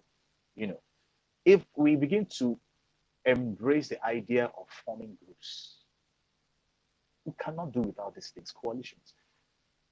This artist goes to a particular talent hunt or a particular karaoke night somewhere and sings. Another person comes up and sings. They meet after. I like this guy. I like the way you sing. I like your voice. They start talking. They become friends. Before you know it, let's do something together. Let's meet again. Another person comes into the picture, and before you know it, they have a group of 4 people or 3 people. When that happens, something special happens because each person comes with his own talent, with his own skills, with his own gifts. This one might be very good at songwriting. This one might be very good with lyrics. The other one might be very good with melody. The other one might be very good with playing instruments. The other one might be very good at production. The one might just understand what it means to lead. One might just be a very good singer, nothing else. He sabi sing, lead vocalist, and he scatter everything. That's all that needs to happen. So everybody brings what they have and they put it together and cook something amazing. This was what happened to Style Plus. It happened to a lot of artists that we know today. So if they begin to embrace that, begin to see people in different pockets coming up with groups, even girl groups, boy groups, sometimes even boy and girl. There's a group I have been following closely in the last few months. It's called Waka Navoli or Wakavonali. It's a Kenyan group. They just came out a few months ago. If you hear these guys, they're amazing. They're about 10 or 8 of them. And when I listen to them, I can tell that if they decided to go solo early, probably I will never hear about any of them for the rest of their lives. But now that they have a group, they are drawing so much attention. They're gaining so much visibility in Kenya. They are respected so much, even though they're just new. They have only, I think, about 2 singles. But the first single they released was amazing. I don't know whether I should call it hip hop. I don't know whether I should call it R&B. I don't know whether I should call it Afro pop. It's just a fusion of so many things. Why? Because different people have different ideas that they were able to put together, integrate into one sound. And the sound became amazing. I mean, amazing. So if we have that kind of thing, it can make a difference for us. It will help a lot of artists come out. It doesn't have to be forever. Groups are not necessarily meant to last forever. It doesn't have to be that way. As long as you guys know what you're looking for, there's always a time to split. And when the time comes, somebody will move. Some people will fall from that. Some people will succeed. Two Face Left Plantation Boys, Face Left Plantation Boys, 2 of them became successful. Face and Blackface struggled. Fine. It happened to Fuji. Laurie Hill left Fuji. Wyclef left Fuji. The 2 of them became huge success. All right? It happens everywhere. And it's a beautiful thing. Lionel Richie, if you know Lionel Richie, he was in a group also called, oh God, I just forgot the name of that group. But yeah, but he was in a group. Diana Ross, the same thing. She was in Supreme. These guys were always somewhere. But the most interesting thing about it is that when you are in that group, you learn so many things from each other. I'm a songwriter. I'm a singer. I'm a producer. I coach. And I can tell you categorically, I have been in 3 groups in my life, and I learned so many things from the people I had to work with. It was easier. Instead of competing amongst yourself, you're collaborating. So this person says, I like that lyrics. This one says, I like that melody. Man, you sound well today. You are always feeding each other. You're always motivating each other. You're always inspiring each other. And that is the easiest way to grow. If we begin to embrace that culture in the East, have like 6, 7, 10 groups, I guarantee you those groups are going to get attention more than one artist can. Much more than one artist can. And it doesn't have to be restricted to a particular style, even hip hop.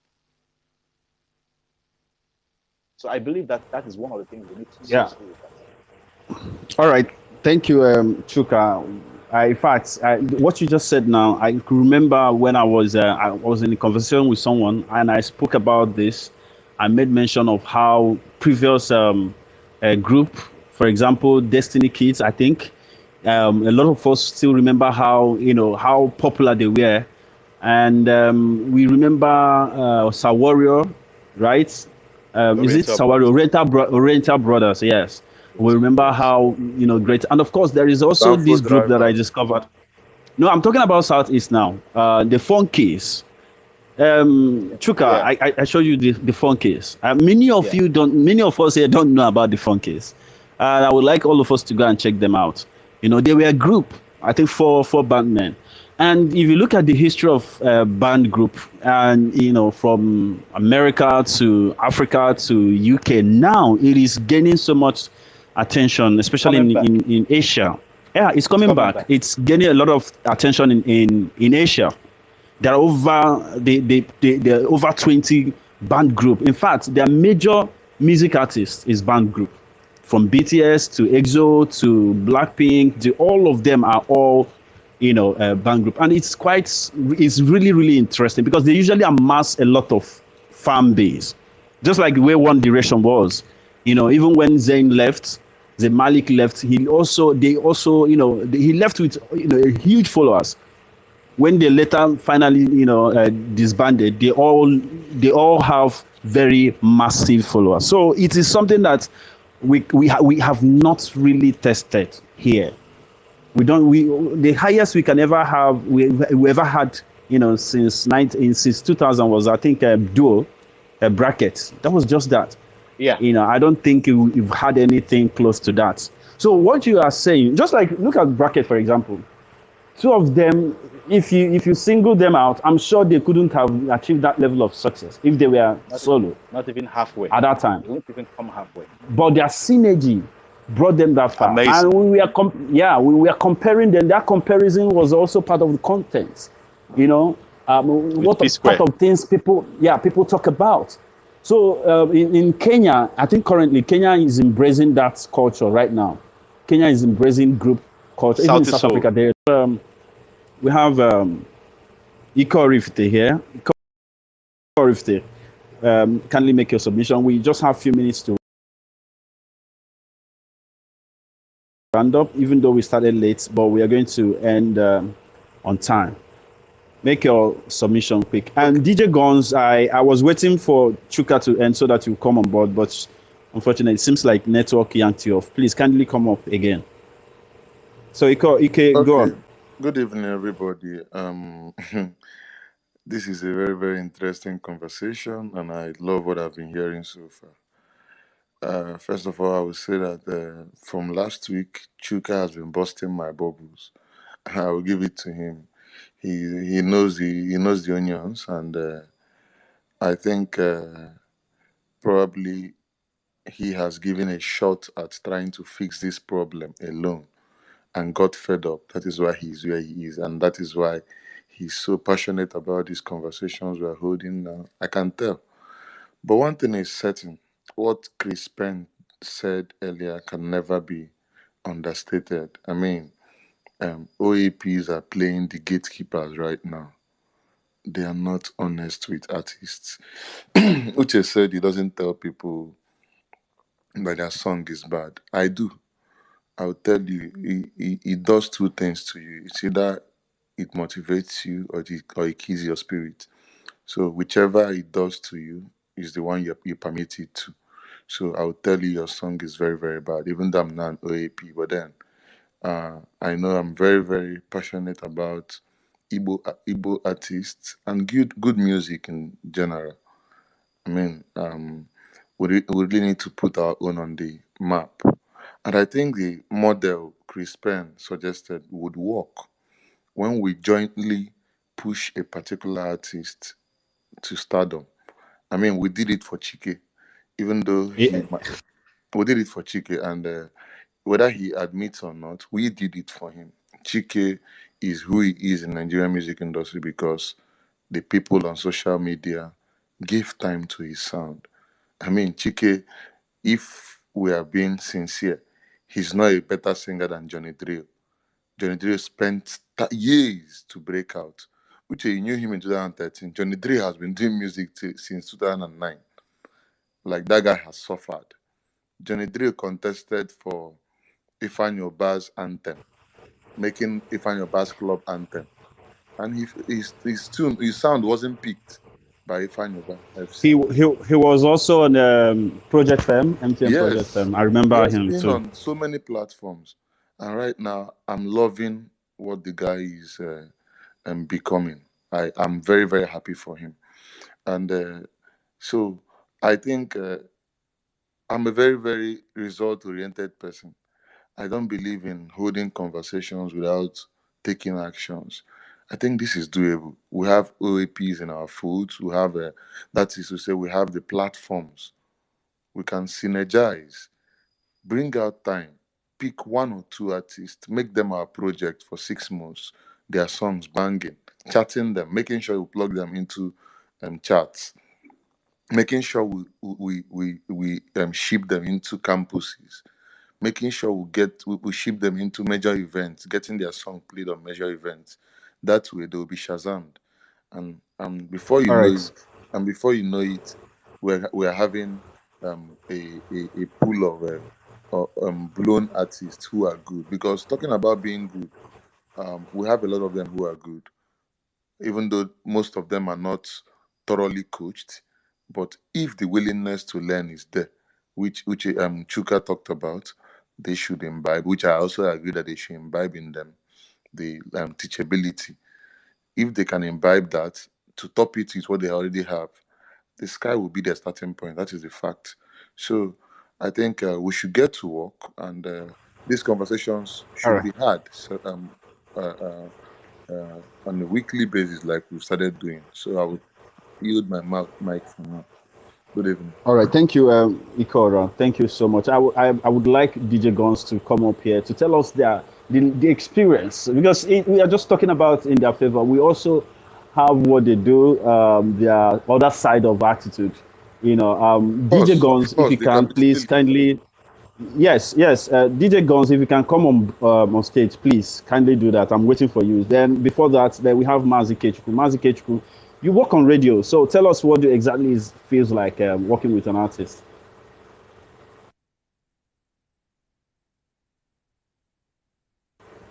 Mazi Kechukwu, are you there? Hello. Okay. He's not. He's not responding. Mazi Kechukwu, are you there?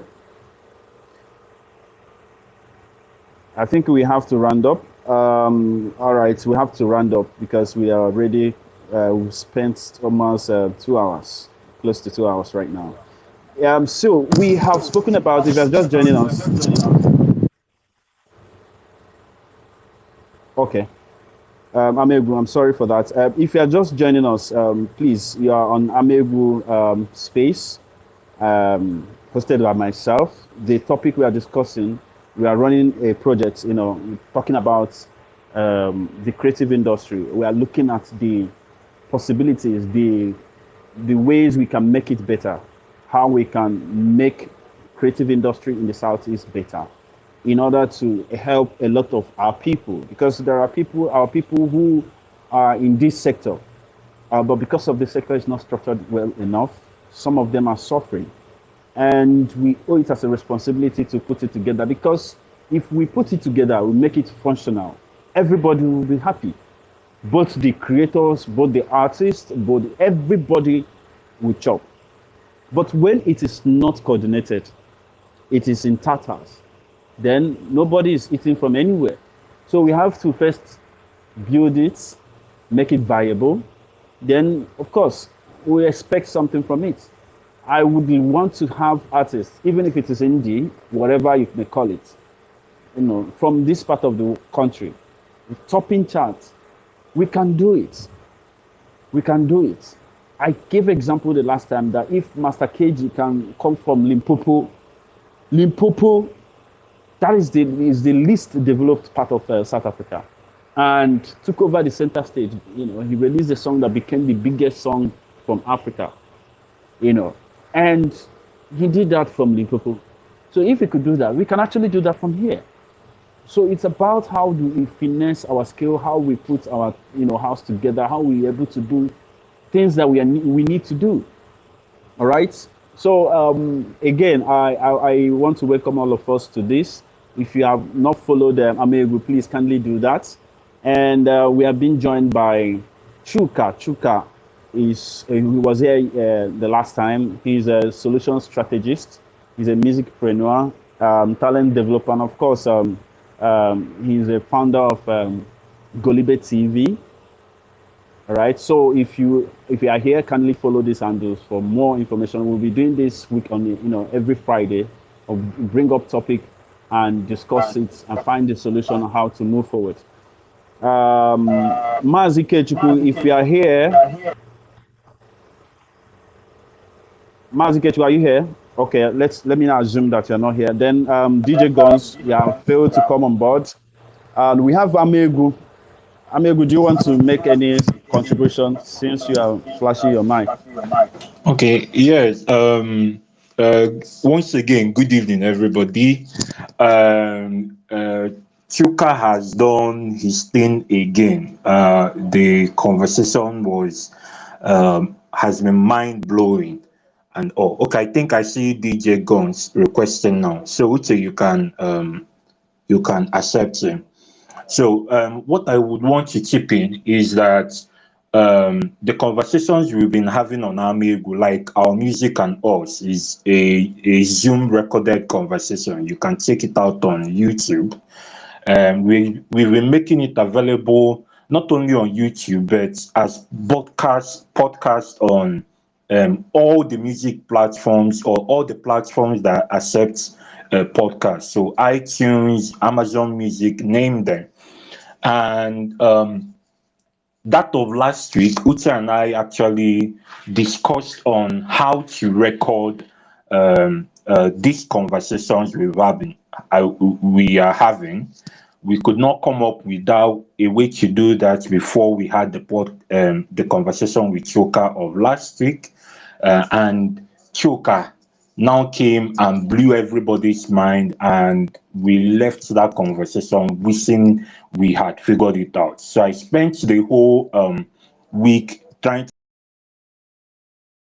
to figure it out, and I'm happy we figured it out. Okay, I was just saying, what's it called? You could just Google Amaegwu or all the music platforms or YouTube.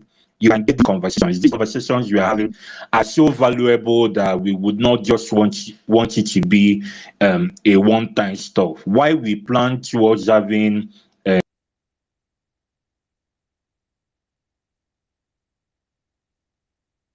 will be made available. So thank you very much for joining us once again.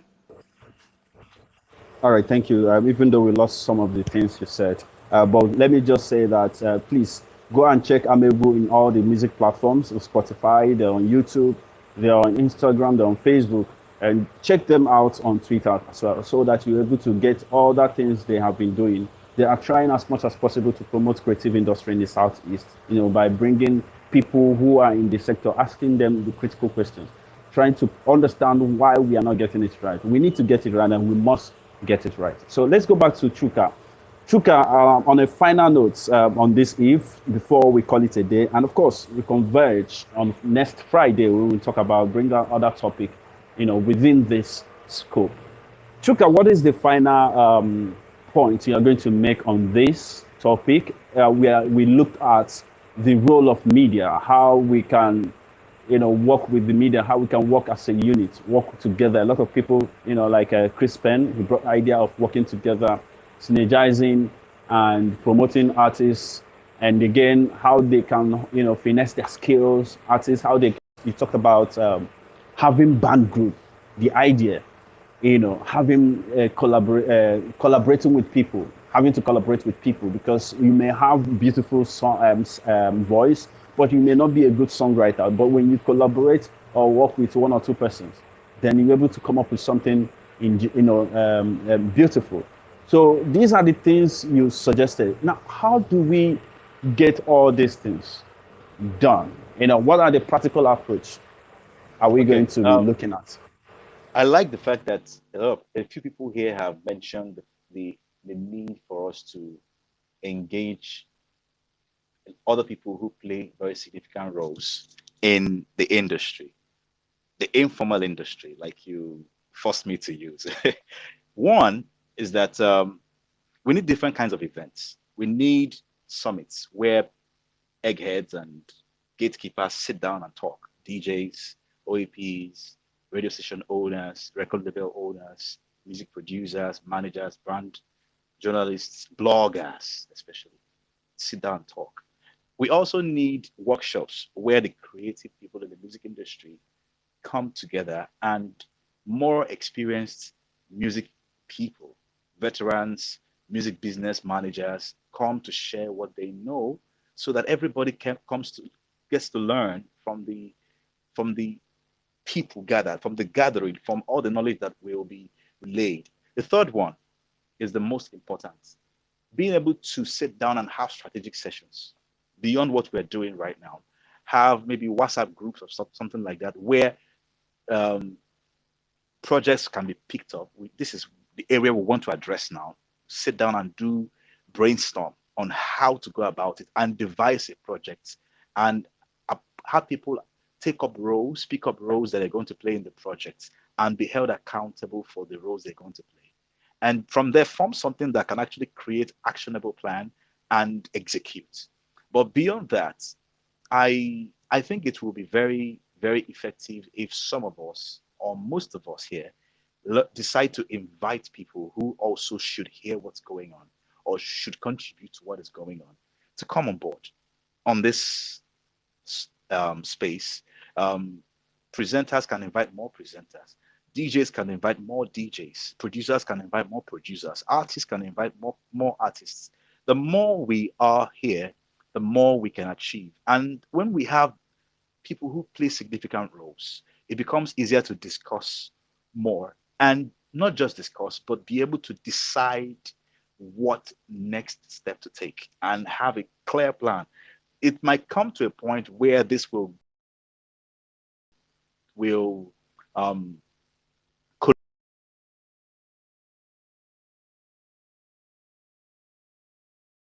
collapse into a WhatsApp group where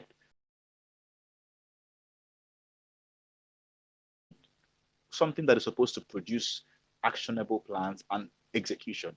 Because if we want to create a platform where people can be selected to be promoted for a period of time, we will have to build a system that is completely transparent and merit based to be able to decide who is chosen so that nobody feels they didn't choose me because on them I'm mad.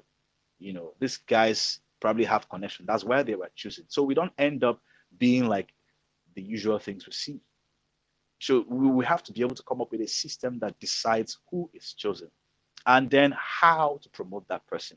Are we using radio stations? Are we using TV stations? Are we using blogs? Are we using PR? Are we using Twitter, the Twitter army? Are we using Instagram? What are we using? Are we using all of that put together and even the DJs?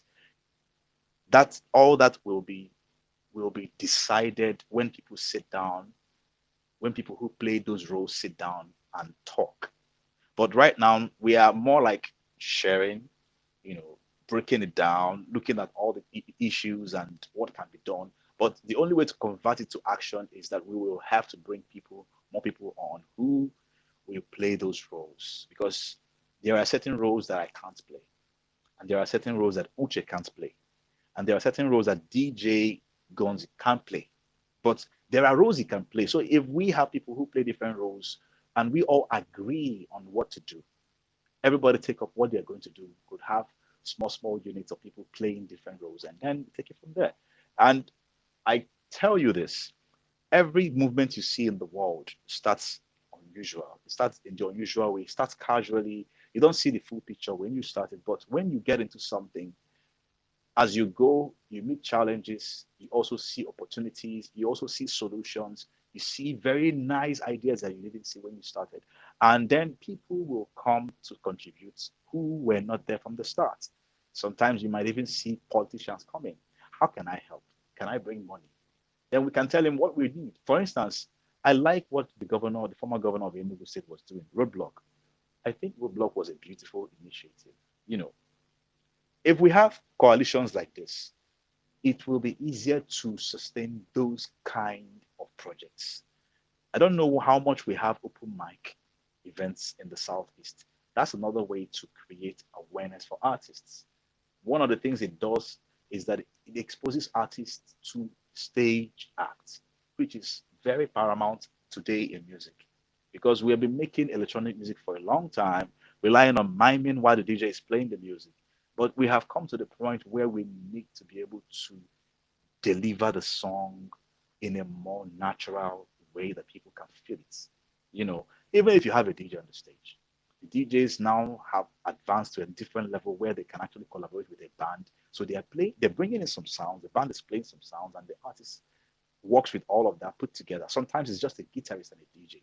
The whole thing has metamorphosed into something entirely new. And the only way the artist can learn how to use all those tools and perform is that they perform constantly.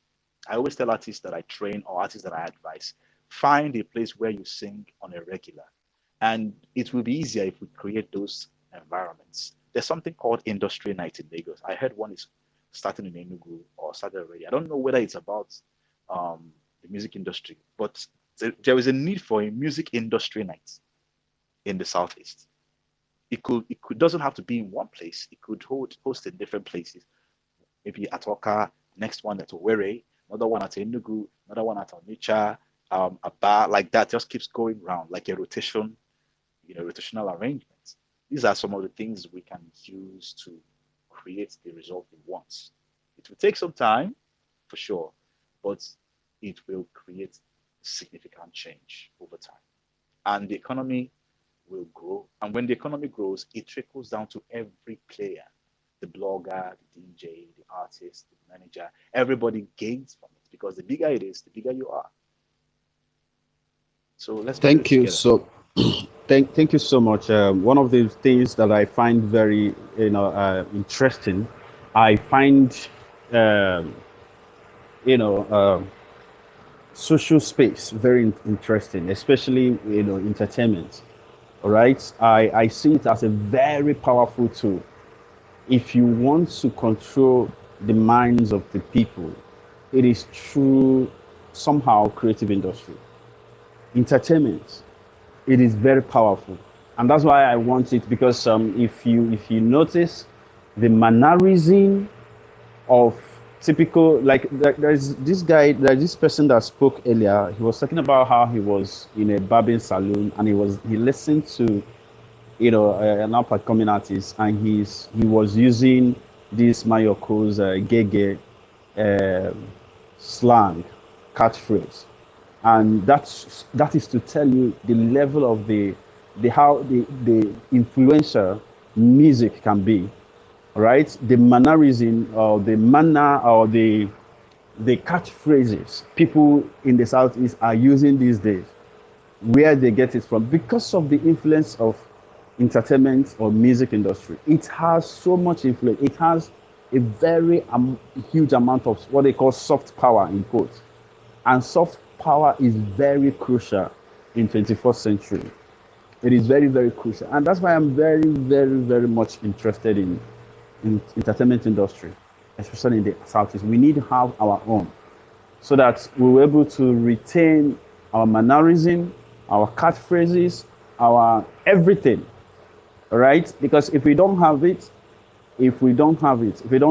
it, we're going to, by the time you know it, you will no longer see anybody that sings like Flavor or even Fino anymore, because that will become that will totally be erased.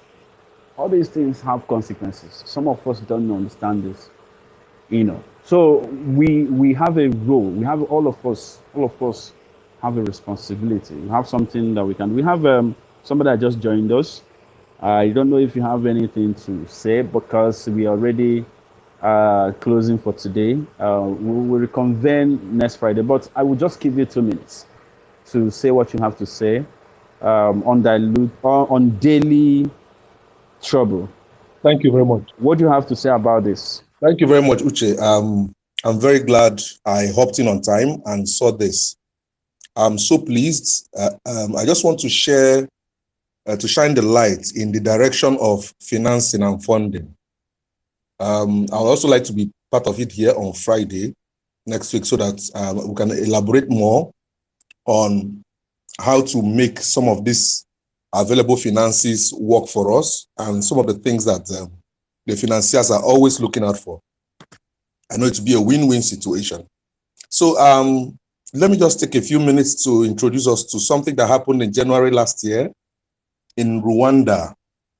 The Africa Development Bank, under the leadership of Professor Ben Orama, instituted a $500 million envelope specifically for the creative industry.